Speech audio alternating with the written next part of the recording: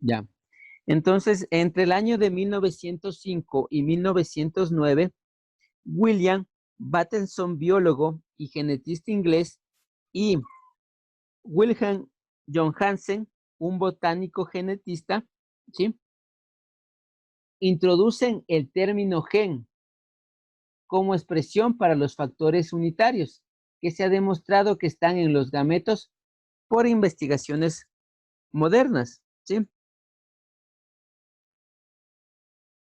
En 1910, Thomas Morgan demuestra que los genes se encuentran en los cromosomas, ¿sí? Que residen en los cromosomas.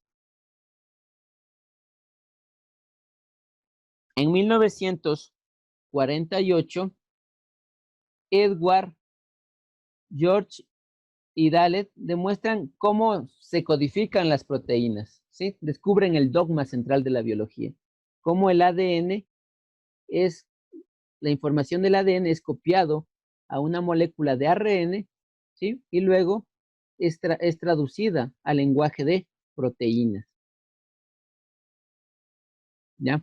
En 1953, los biólogos estadounidenses Francis Crick y,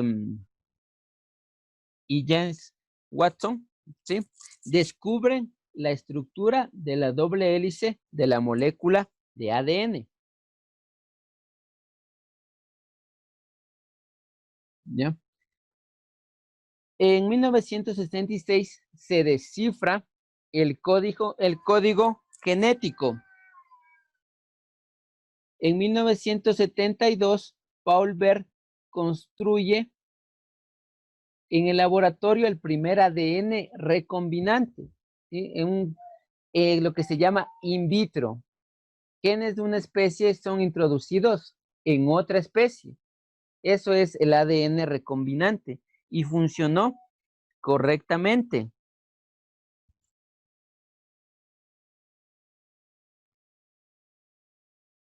¿ya? En 1975 se celebra la conferencia en California que se propone pautas para la experimentación con ADN recombinante. Sí, entonces ya crear ADN recombinante en bacterias se inició principalmente, ¿ya? En 1982 se consigue el primer ratón transgénico, ¿sí? Es decir, le pusieron otros genes al genoma propio del ratón.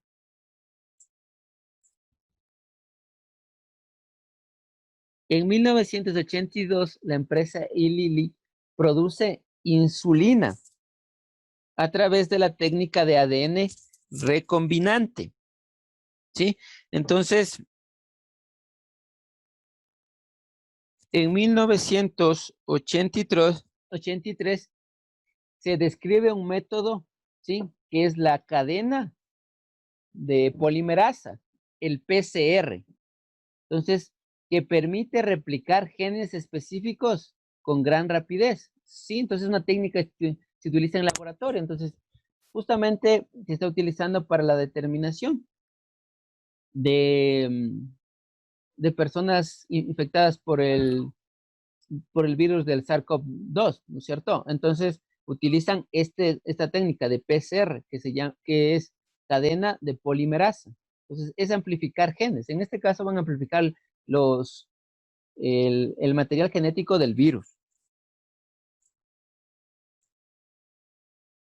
Ya en 1986, la creación de las primeras plantas transgénicas. ¿Qué son las plantas transgénicas? Básicamente es introducir un gen de otra especie.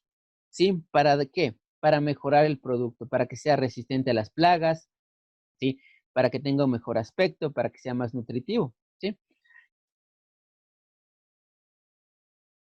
En 1984 se desarrolla accidentalmente el ADN fingerprinting, o sea, la huella genética, un método que permite la identificación de la persona a partir de su material genético.